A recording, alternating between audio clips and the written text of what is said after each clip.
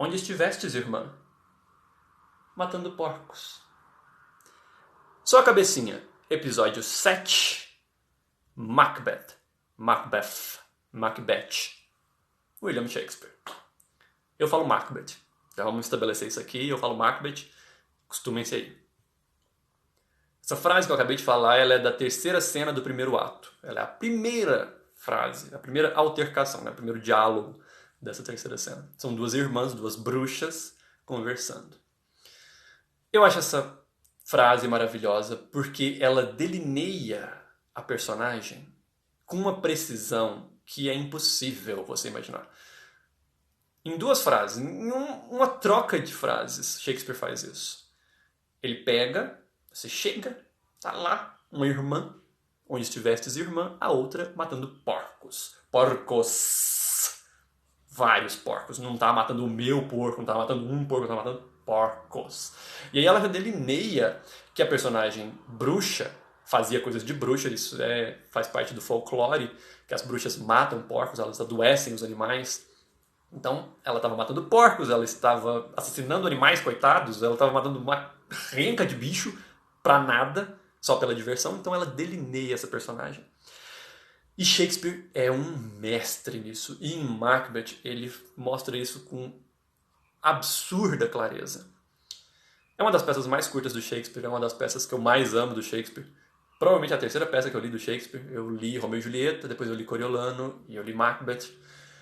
E nessa peça que Shakespeare escreveu com um público muito específico em mente, quando a Rainha Elizabeth I morreu, subiu ao trono o rei Jaime, que era escocês, ele era o rei Jaime VI da Escócia, ele sobe ao trono da Inglaterra como o rei Jaime I da Inglaterra. E o Jaime I tinha um hobby que é absolutamente execrável e inaceitável. Mas na época o povo fazia. E o hobby do rei Jaime era caçar bruxas. Ele escreveu inclusive um livro sobre isso. E o Jaime I, quando sobe ao trono, ele adota a companhia do Shakespeare. A companhia do Shakespeare passa a se chamar Companhia dos Homens do Rei. E o Shakespeare escreve uma peça que, 1, tem bruxas, 2, se passa na Escócia, 3, tem um antepassado do Jaime. Isso prova que você pode escrever uma peça para um público bem específico e ainda assim escrever uma peça genial. E Macbeth não trata só de bruxas, embora seja um grande motor dentro da peça. Ela trata da ambição, ela trata do sangue, ela trata de guerra, ela trata de tanta coisa. E aqui eu vou falar meu probleminha com quem fala bem de Shakespeare. Quando as pessoas falam bem de Shakespeare, elas costumam falar da pintura das paixões, elas costumam falar da poesia shakespeariana, da inteligência, do refinamento, blá blá blá blá blá blá. Shakespeare tem tudo isso, concordo plenamente. Mas Shakespeare tem uma ação, ele tem uma captura, ele te pega tanto que é maravilhoso. É impossível você me falar que Shakespeare é chato. Você pode falar qualquer coisa. Você pode falar que Shakespeare é empolado, que você não entende, que ele é difícil. Todas essas coisas eu compreendo. A retórica dele é diferente. Shakespeare tem uma poesia muito forte no seu texto, então para nós isso soa um pouco empolado, mas chato Shakespeare não tem como ser. Um dia, quando eu ler, eu ainda não li Tito Andrônico, inclusive assistam o filme, eu já assisti o filme tem o Anthony Hopkins fazendo o Tito Andrônico. E Tito Andrônico é uma peça maravilhosa, porque é uma peça que começa com 21 cadáveres. Abre a cortina, 21 cadáveres. Como você vai me dizer que isso é chato? Se você assiste Hannibal, se você assiste Mindhunter, se você assiste qualquer filme de ação, se você assiste qualquer coisa de assassino em série, não tem como você me dizer que é uma peça que começa, e eles não vão ser os únicos, ela começa com 21 cadáveres, não tem como você me dizer que isso é chato. É mórbido, mas chato não é. E Macbeth segue na mesma linha. Macbeth começa com bruxas, e as bruxas aparecem para o Macbeth, prometem algumas coisas para o Macbeth, promete que ele será rei. Vou dar spoiler aqui, né? Promete que ele será rei. E o Macbeth tem uma coisinha dentro dele que começa a crescer. E de repente aparece uma das personagens mais amadas pelo mundo, que é a Lady Macbeth, que é uma mulher muito fodona, que no meio de uma discussão entre ela e o marido, tá? A Lady Macbeth e o Macbeth discutindo se eles matam ou não o rei. Discussão tranquila de casal, né? Aquela coisa de sexta-feira, você chega em casa e fala assim, e aí, a gente mata o rei ou não mata o rei? O rei tá na casa deles. E aí eles discutem isso tranquilamente. Ah, a gente mata, não mata, o que a gente faz com esse rei, né? A gente tá querendo virar rei, mas não sei se eu mato. O Macbeth é meio bananão assim. O Macbeth tá lá. Não é banana, ele é indeciso. Ele tem a vontade, mas ele tem aquela dúvida. E a Lady Macbeth, no meio dessa discussão tranquila, dessa coisa amorosa que eles estão tendo, ela fala que ele é cheio do leite da bondade humana.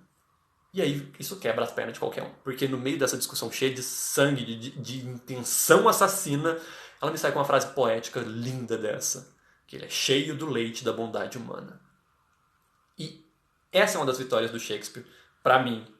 É que ele consiga, no meio do nada... Olha outra definição linda que ela coloca sobre o Macbeth.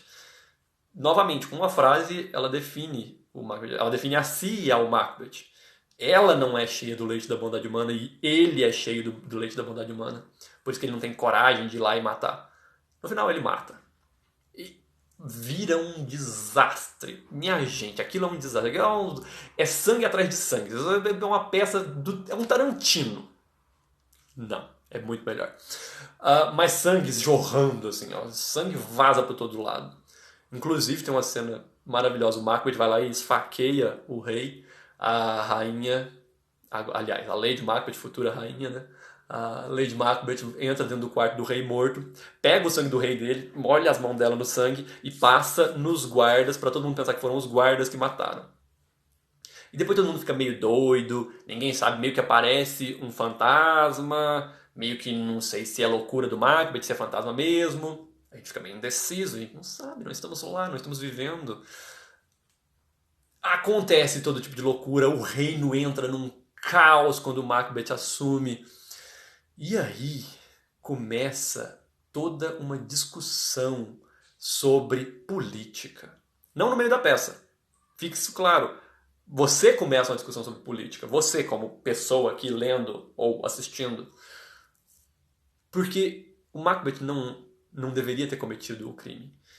E quando você alcança o poder com um crime, olha o que acontece, sabe? Quando você alcança o poder com uma facada, só acontece bosta. É isso que deveria ficar claro, entendeu? Alcançou o poder através de uma facada, não vai dar certo. Nada vai dar certo. Enfim, quando você lê Macbeth, você pode colocar todas aquelas travas que eu disse. Você pode falar que é difícil, que é complicado. Oh, meu Deus, essa retórica eu não entendo. Quando você vê Macbeth, acontece uma coisa totalmente diferente.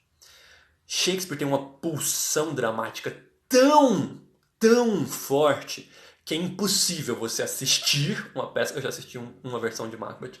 É impossível você assistir aquilo e não falar, meu Deus, que peça. Então eu recomendo a vocês que a gente não pode agora assistir Macbeth. Aliás, você pode assistir na internet, você pode procurar filmes, mas o que eu quero dizer é que ler aquela peça vai te mostrar milhares de coisas. Vai te mostrar a beleza de Shakespeare, vai te mostrar a força de Shakespeare, vai te mostrar um estudo interessante de caráteres, de personalidades, mas acima de tudo vai te dar uma emoção única, porque aquilo dá um medo, dá um cagaço, dá uma coisa, dá uma ambição, dá uma vontade de matar um rei, você sente uma vontade de matar um rei por aí, mas você não mata, porque dá desgraça, já tô te avisando, não dá certo. E eu já citei duas frases, eu só quero reforçar que existem coisas dentro do Macbeth que são